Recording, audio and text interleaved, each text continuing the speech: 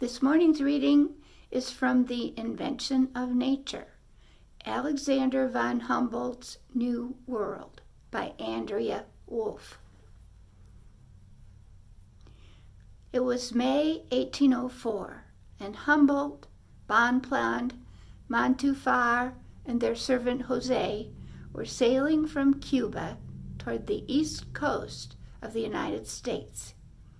It would be ironic to die now, Humboldt thought, having survived 5 years of perilous travels in Latin America. He wanted to sail via North America in order to meet Thomas Jefferson, the 3rd President of the United States. For 5 long years, Humboldt had seen nature at its best, lush, magnificent, and awe-inspiring. And now he wanted to see civilization in all its glory, a society built as a republic and on the principles of liberty.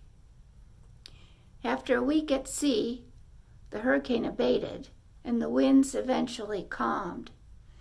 Then at the end of May 1804, 4 weeks after their departure from Havana, Humboldt and his small team disembarked in Philadelphia.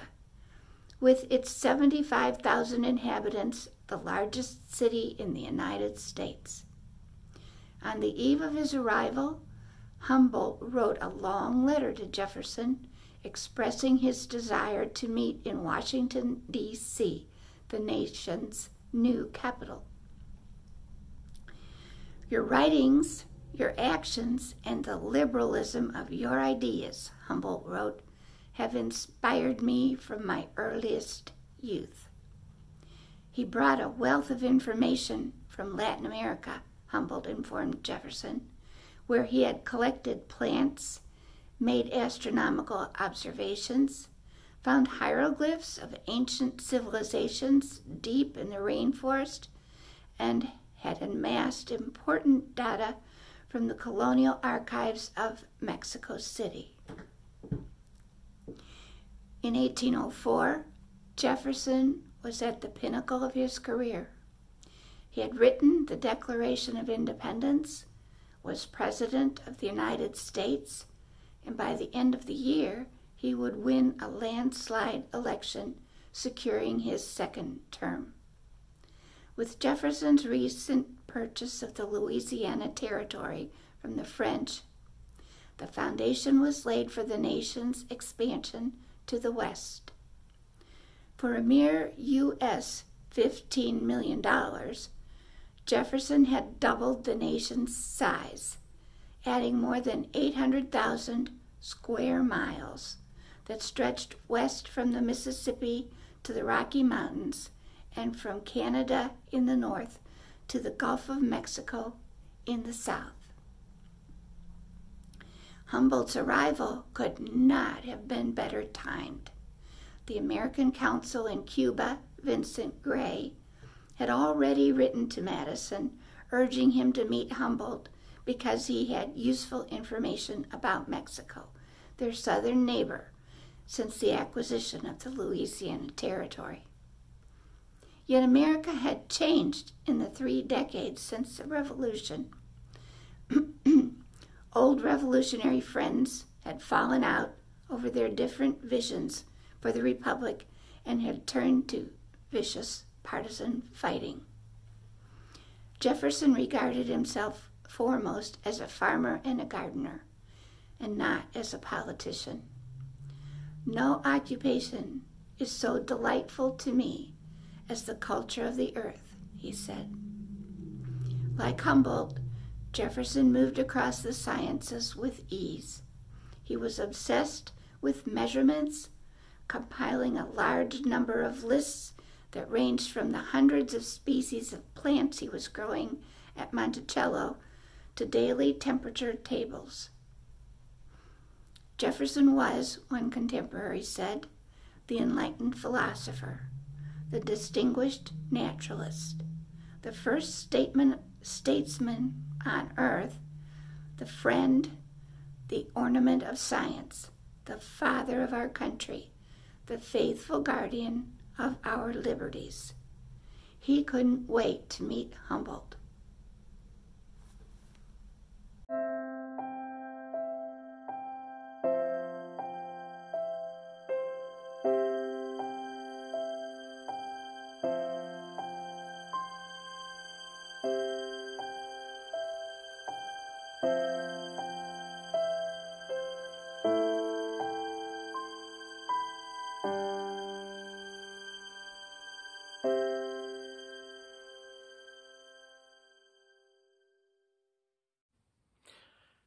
Alexander von Humboldt was born in Prussia, 1769.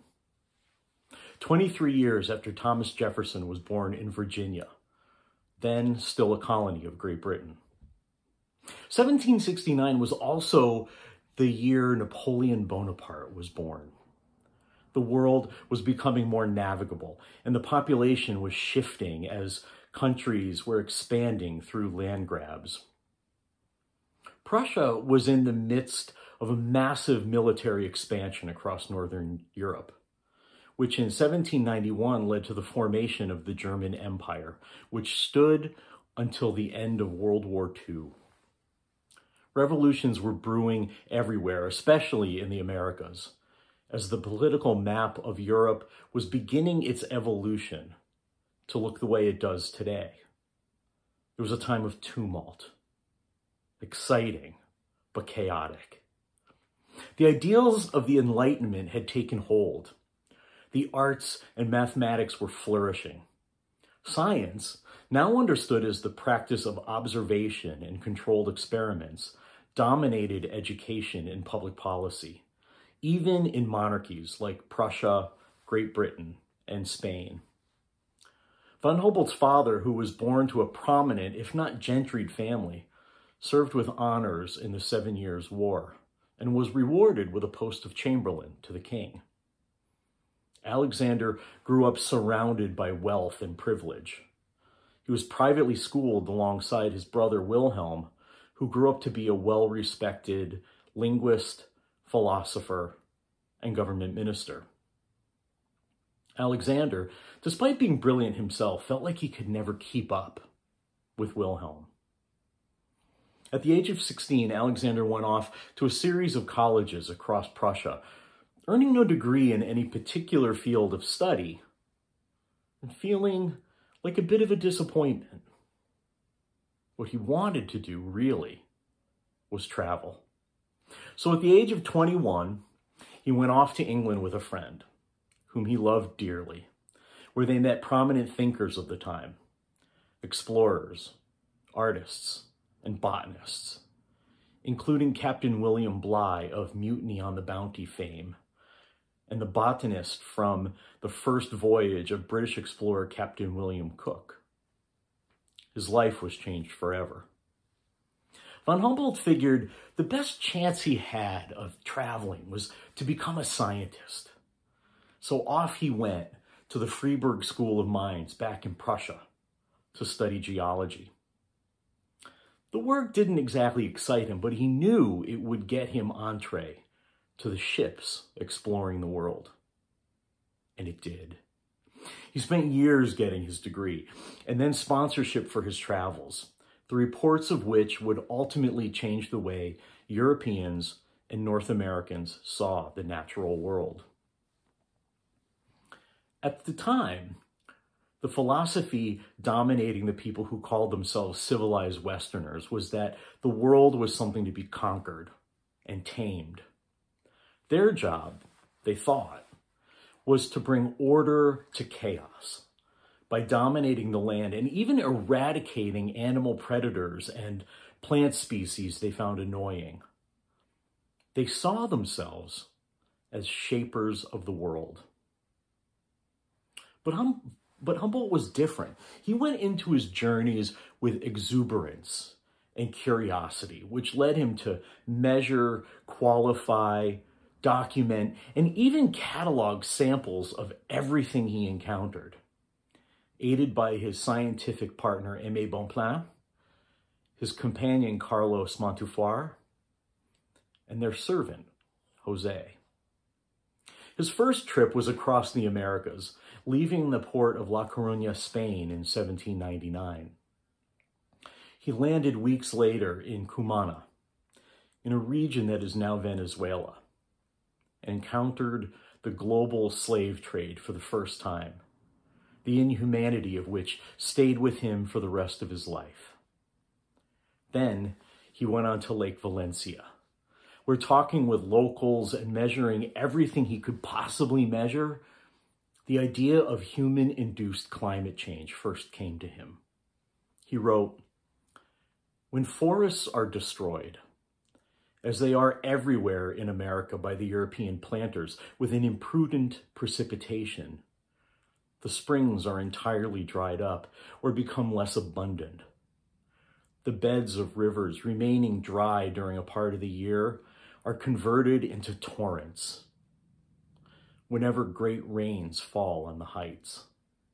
The sward and moss disappearing with the brushwood from the sides of mountains, the waters filling in rain are no longer impeded in their course. And instead of slowly augmenting the level of the rivers by progressive filtrations, they furrow during heavy showers the sides of the hills, bear down the loosened soil, and form those sudden inundations that devastate the country." That trip to Venezuela was so intense and informative. He stayed there for a full year, mapping all the flora and fauna of the region, relating it all to similar counterparts that existed in other parts of the world. This is where he started to isolate climate zones for the first time in human history. After a lengthy visit to the Aguargoa Valley, the Orinoco River, and climbing almost 19,000 of the more than 20,000-foot inactive volcano Chimborazo, he came up with the idea that he called Naturgarmalda, which set out for the first time to illustrate how nature was a global force in which there was unity in diversity.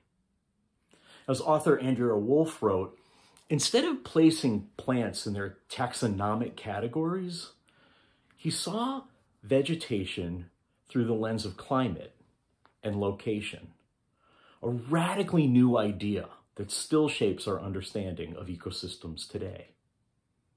It was from there that he went on to visit large swaths of North America and the Caribbean before making his way to visit with Thomas Jefferson. Humboldt idolized Jefferson, the man that he credited above all of our founding fathers for forging a democratic government in the United States by, for, and with the people. Now, Humboldt was not a humble man. When he met dignitaries and famous thinkers, he saw himself as their equal. Actually, he probably mostly saw them as his inferior. He famously talked way more than he listened. And if he talked long enough, his petty judgments would be aired. But he was different with Jefferson. He was awed by Jefferson. So they shared ideas as equals. Humboldt, perhaps for the only time in his life, actually engaged in mutual discourse. He couldn't convince Jefferson that slavery, the chattel ownership of human beings, was antithetical to the project of democracy. The thing that Humboldt realized, because of his understanding of the fragility and interconnectedness of the web of life, was that countries which exploit people universally exploit the land, and vice versa. Exploitation of geography and humanity, he knew, go hand in hand. He was disappointed that Jefferson, like all the monarchs of Europe, rather than seeing everyone and everything as mutually dependent, saw himself and his countrymen as being at the top of a global hierarchy, with the rights and responsibilities of dominion over the land and its inhabitants. Humboldt knew the legacy of slavery would be the undoing of the United States, the burden of hypocrisy too great to overcome. For 25 years after returning, he remained in Europe, living for a time in France, surrounded by the most notable scientists of the day and funded through King Wilhelm of Prussia, who had also made him, like his father, a chamberlain. But he had the advantage of being allowed to be absent from the court for years at a time. And he worked to the point of exhaustion, writing and lecturing, burning through his inheritance as he funded younger scientists and self-published a series of books called Cosmos, which he couldn't complete until he made his third great expedition to Russia. He did that in 1929 when, hired for his expertise in mining, he traveled in a whirlwind excursion across the anthrax-plagued Russian steppes, gathering information that confirmed for him his theory about climate zones. In his writing, he reclaimed the word cosmos from the Greek, a word that had lost usage for centuries, but which meant universe or world. The way Humboldt used the word, it implied viewing the universe as a complex and orderly system or entity. And the use of that word with that implication continues to this day, most notably by Carl Sagan. In his epic series of books, numbering in the dozens, all of which were translated into multiple languages, Humboldt brought together multiple scientific disciplines, including botany, geology, and anthropology, among others, in a sweeping text that created a whole new field of study, biogeography. There were three major lessons from Humboldt's work to this point, ideas that he was first in humanity to put forth. The existence of climate zones weaving across the globe, and climate change created by humans, both of which led him to his most groundbreaking claim that everything, sentient and inanimate, exists within an interconnected web of life. No longer would scientists see the world, the universe, as distinct parts in a well-oiled machine with humanity at the top of the hierarchy. From then on, scientists began seeing humanity as part of a greater cosmic whole. He influenced a lot of people. Charles Darwin set sail from England on HMS Beagle in 1831. He had a little office, laboratory, and a little room beneath the poop deck, from which a crew member could look down and see through a skylight the walls lined with books and a big map on a table in the center. In his own berth, Darwin had only a few books, but by his bedside, he kept his copy of Humboldt's personal narrative, the 7-volume account of his expedition to the Americas. Darwin wrote, "My admiration of his famous personal narrative, part of which I almost know by heart, determined me to travel in distant countries and led me to volunteer as naturalist in Her Majesty's ship Beagle.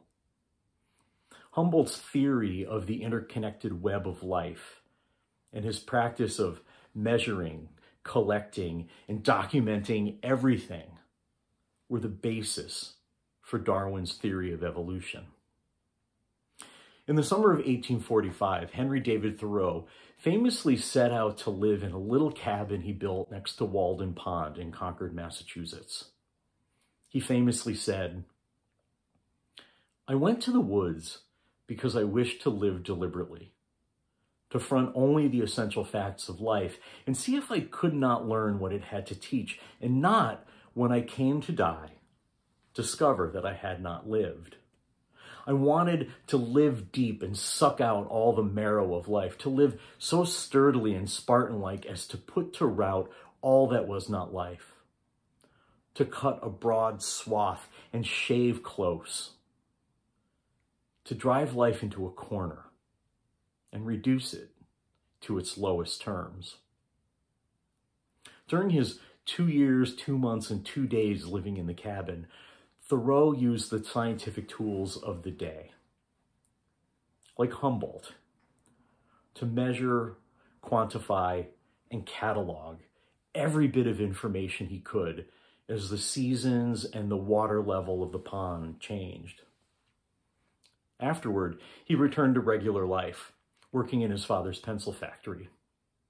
Eventually, he self-published a book called A Week on the Concord and Merrimack Rivers, which sold so badly that he joked that he owned a library of 900 books, 700 of which he wrote himself.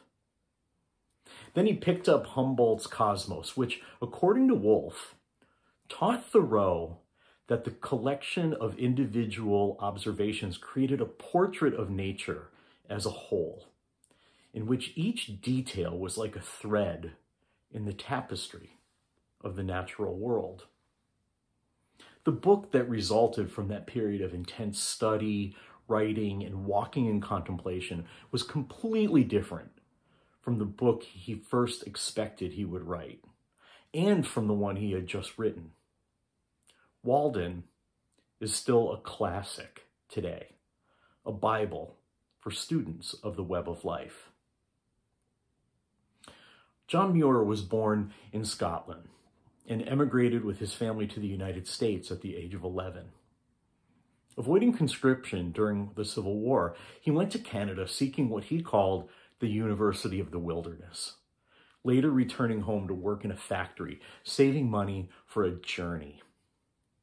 He set out in 1867, walking across Indiana, Kentucky, Tennessee, and Georgia, observing the devastation in the wake of the war.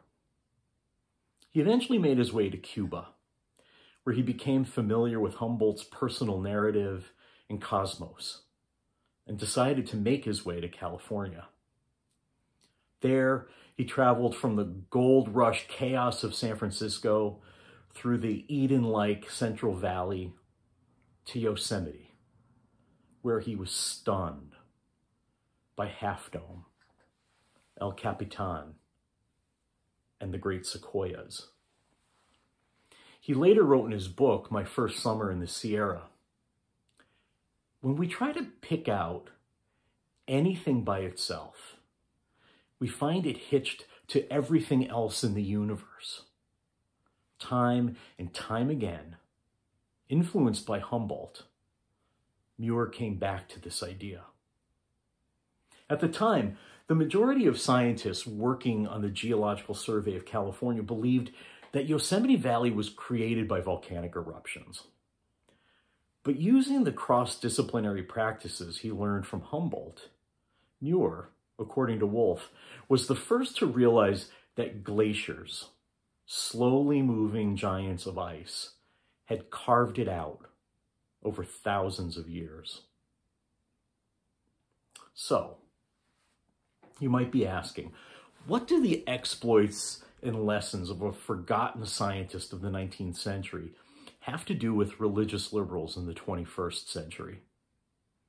It has to do, in great part, with the term nature and the evolution of how we use that word. Humboldt used it in a new and completely different way as an expression of profound interdependence, a system that humans are co-equal in rather than dominant over. And that term, nature, continues to evolve.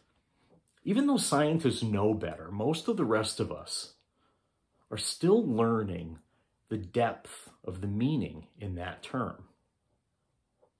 Micah Mortale writes in his recent book, Rewilding, the term nature is used to speak about forests, mountains, oceans, and any part of our earth that has not been totally burned, bulldozed, paved, or built out. Animals and plants, weather, geology, and ecology all fall within nature, In fact, nature seems to include almost everything except human beings and the things we create. Yet we too are an expression of nature. The word nature is so misunderstood that in order to convey our true state of interbeing, Martelli usually uses the phrase the living earth and the more than human world in place of nature. And here's something else to think about. Can you imagine the combined influence of people like Darwin, Thoreau, and Muir? They all informed the work of policymakers, environmentalists, artists, and social activists like Theodore Roosevelt, Rachel Carson, Ansel Adams, Mahatma Gandhi, Martin Luther King Jr., Leo Tolstoy, and every single atheist born in the last 150 years, right down to Micah Mortali, who quotes all of these great people regularly. Indirectly, or maybe even directly, Alexander von Humboldt influenced every single Unitarian Universalist in our association of congregations, virtually none of whom have ever heard of him. And that's not surprising because even though he's credited with inventing the concept of nature, of the interconnected cosmos shared by scientists and people of liberal faith, Humboldt has been largely forgotten over time. But why? What do we have to learn from his story? I'm afraid I don't have time for that today, but I want you all to join me next week as I unpack that question.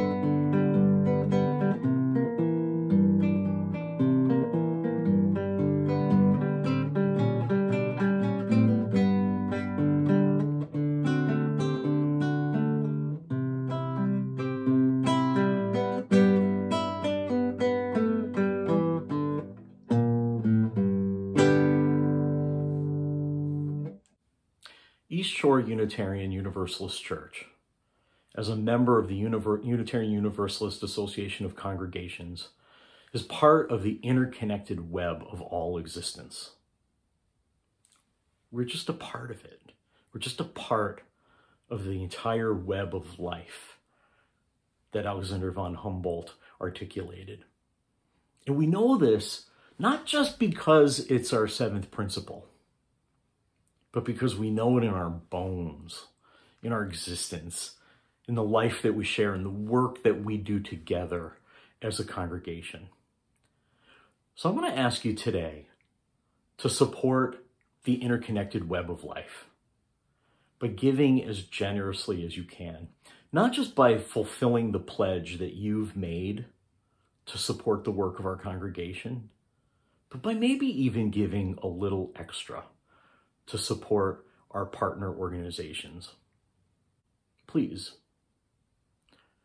send your check in to our office at the address here so that we can continue to do this work together.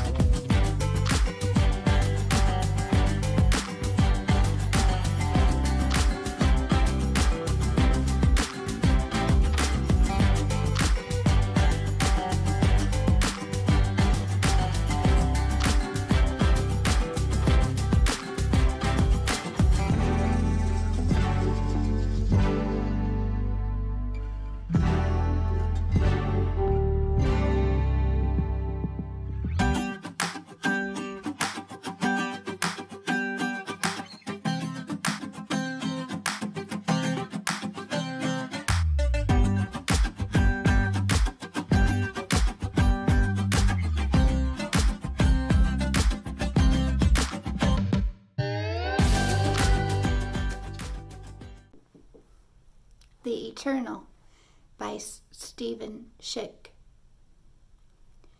It is not old, yet it comes through the wisdom of the ages. It is not young, yet it comes through the passion of innocence.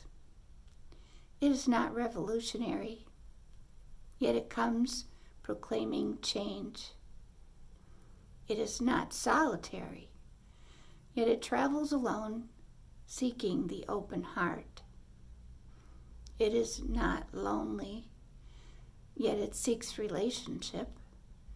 It is not attached, yet it connects everything. It is the fresh return of the eternal, and it demands our response.